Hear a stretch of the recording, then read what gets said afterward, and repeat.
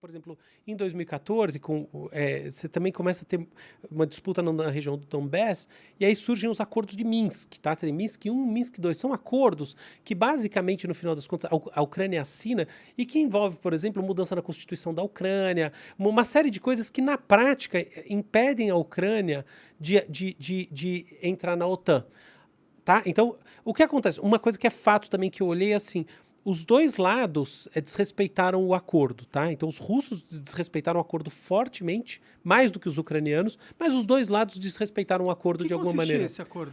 Por exemplo, uma parte importante do acordo era o desarmamento. Segunda questão do acordo é que a Rússia, olha só, naquela época, qual que é a grande ideia? Para você estar na OTAN e também na União Europeia, você não pode ter um conflito interno muito forte. Então, a ideia é que a Rússia, do ponto de vista dos russos, se colocaram como observadores. A Rússia não era parte da história. Então, eles eram observadores.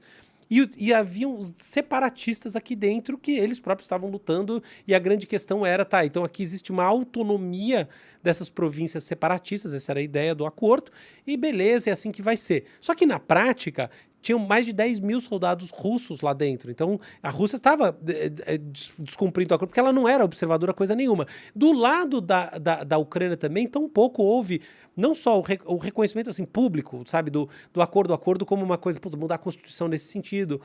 Pelo contrário, houve uma mudança constitucional em 2018, em sentido da aceleração no processo de entrada na OTAN. Então, quer dizer, o jogo, o acordo era um acordo muito sensível, muito para os dois lados. O acordo foi costurado com o apoio da França, o acordo foi... Enfim, era uma maneira de pacificar a região. Como todo acordo que dá minimamente certo quando a coisa está pegando muito, ninguém fica satisfeito, tá? E assim foi, e o acordo desabou porque, enfim, apesar de ser ruim para os dois lados, o que poderia ser sinal de que é bom, na verdade a tensão era grande demais e ele não se segurou.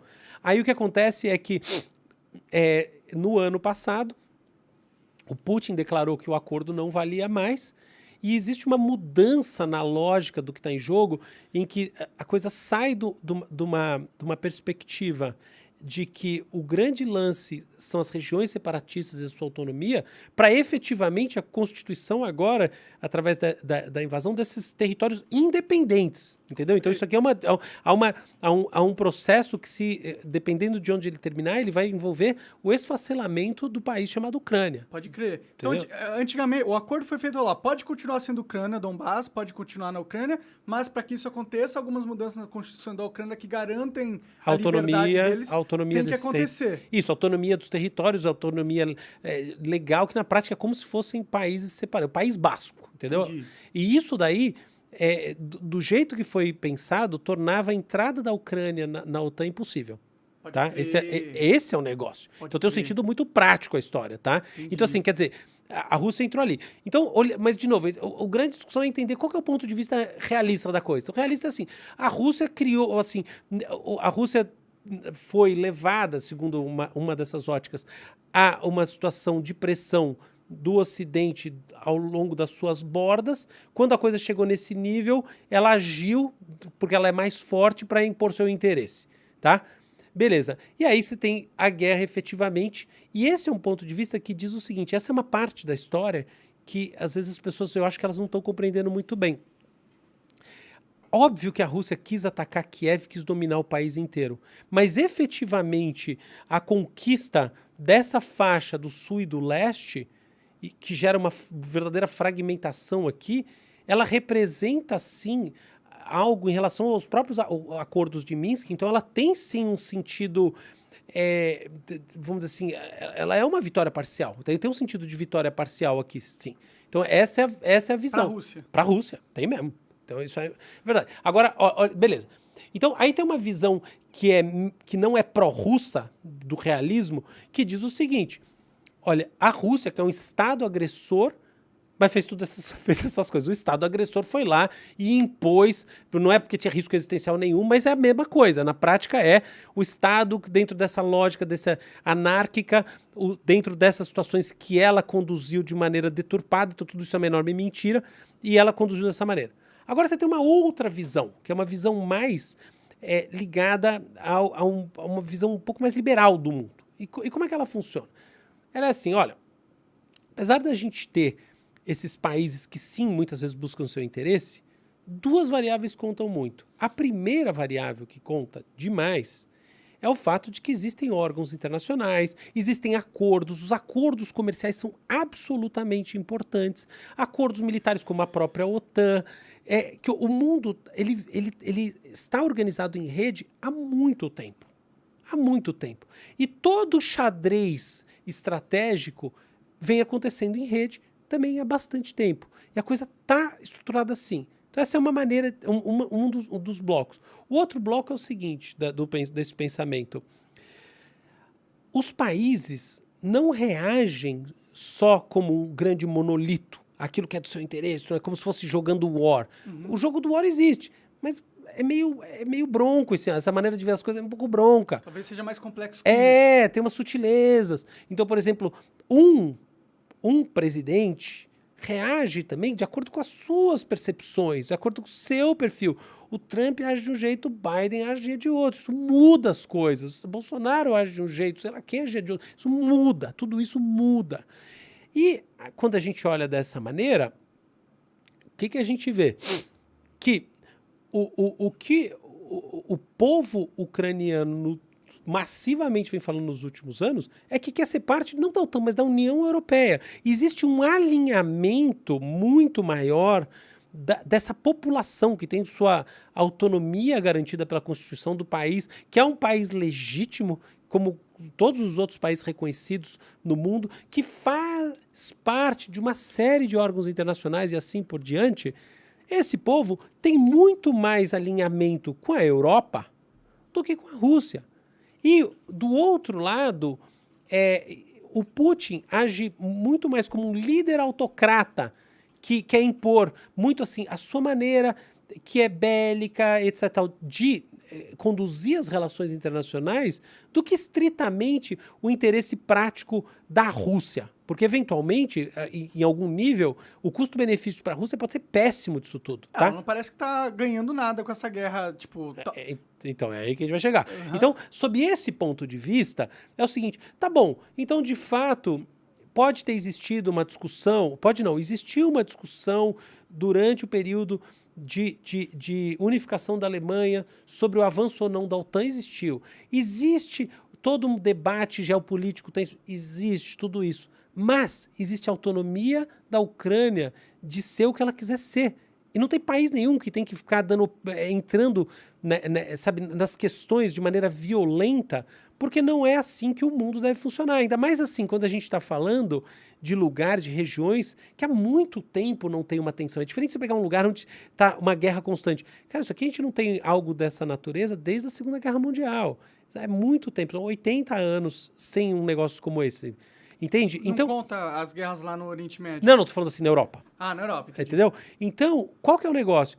Quando a gente olha por esse ponto de vista, o Putin não está exatamente atacando só a Ucrânia dentro de uma esfera de interesse estritamente aqui da sua proteção existencial. Não. O Putin está atacando... O Putin está como um autocrata bélico atacando a ordem mundial, que está, por sua vez, respondendo de uma maneira que surpreendeu ele com coesão. De fato, tem uma mega coesão, da OTAN, boa parte do mundo, todas as empresas saindo da Rússia. Você entende? O embargo envolvendo Suíça, que não se envolve em nada, Singapura. Então, ou seja, tem um movimento forte, organizado, e quando a gente vai ver, acima de qualquer coisa, existe uma enorme violência, porque o povo ucraniano deve ter direito de determinar o seu futuro. Então, essas são as duas visões distintas da coisa. Dos dois lados tem que falar, isso aqui é verdade, isso aqui é verdade. Então, eu acho assim, a gente tem que olhar e ver, tá, o que está em jogo? Não está em jogo só o que é essa guerra, mas são narrativas que estão em jogo sobre como a coisa deve ser vista. Eu tenho uma inclinação muito maior por essa segunda narrativa, tá? Eu acho que, primeiro, independente de qualquer questão histórica, em 2020, a partir de 2014, é claro o interesse ucraniano de estar alinhado a Europa, por uma série de razões. O declínio do prestígio russo, não importa, mas é uma coisa evidente. E é uma coisa... Você quer jogar no time dos mais fortes, né? Não é só isso, é muito mais legal. Não é só, é mais legal. O ponto é esse. Então, mais liberdade, civil, né? E aí tem uma coisa que a gente concorda. Entende? Liberdade, é isso, cara. Sacou? É assim, você quer estar num estado repressivo, que você não pode fazer nada, ou você quer estar num lugar que tem mais liberdade. Você pode falar o que você quiser, você pode... Entendeu? As coisas são mais livres, as relações são melhores. Do meu ponto de vista, melhores já estou juízo de valor. Mas é isso, elas são muito mais livres, você tem muito mais espaço de subjetivação e etc. Tal. Então, para começar, tem isso. Eu acho assim, esse é um ponto absolutamente fundamental no meu ponto de vista. Então, não dá para tratar um país, seja qual for, ainda mais um país que é o segundo maior da Europa, como se fosse uma pecinha. O segundo maior país da Europa? Caralho, é 40 milhões de pessoas, né, que vivem lá. O tamanho, né? Não dá pra você... Não é por população. Ah, por tamanho, não dá pra fazer... Sabe aquele joguinho que a gente via tipo, aqueles filmes que o cara tem um negócio assim, ele empurra as pecinhas, que é o Word? Sim. Não é assim que funciona. Então, esse pra mim é o primeiro ponto. E o segundo é esse, o que eu acho que tá em jogo são as liberdades também. Eu não acho que o texto mata o assunto. Tem um subtexto. Foi aí que até... Na última discussão sobre esse assunto que houve alguma divergência. Porque para mim é isso. Para mim, o Putin representa uma maneira autocrática, repressiva de ver o mundo, que é, vamos dizer assim, oposta à maneira da Europa. Então a gente, no meu entendimento, tem que perceber que tem essas coisas. Aí beleza, então você fala assim, tá bom, tem duas narrativas, que bom, e daí? Olha só onde a coisa chega, que para mim é o grande ponto. Não é só que tem duas narrativas, que são duas maneiras das pessoas contarem que história é essa. E é o que a gente vê. Você vê que, agora que eu falei, é muito fácil, né? Você entra em alguns veículos, você vê essa daqui que eu falei, essa primeira realista, do tipo, o Putin, a sua zona de influência, o xadrez do não sei o quê, né? Manda quem pode, obedece quem tem juízo. Tem juízo. E do outro lado, essa outra aqui, que é tipo do Washington Post. Não é só isso, né? É uma outra coisa. É assim, o desfecho dessa guerra vai determinar fortemente para que lado a gente vai como mundo. E quando se fala isso, a minha percepção é que o que ele vai determinar também é qual dessas narrativas vai ser hegemônica. Porque olha só, vamos dizer que a Rússia leve, tá? Então o que quer dizer a Rússia levar? A Rússia não vai dominar a Ucrânia inteira, isso aí é muito difícil que aconteça. Mas a Rússia efetivamente pode dominar essa faixa que vai da Crimeia até o Donbass inteira. Ela pode fragmentar o país inteiro da Ucrânia, fechar a Ucrânia para o litoral nessa parte, que vai dar que é quase tudo, que vai dar um problema enorme para a Ucrânia. Lembrando que o Donbass foi uma das regiões produtivas, era a principal região produtiva industrial da Ucrânia. Então, quer dizer, existe sim uma grande chance de parcialmente a Rússia levar essa daqui. O que fica dessa história? Fica que, no final das contas, o jogo geopolítico é um jogo em que a agressão, essa visão do Estado que entra com força, etc. e tal, se impõe.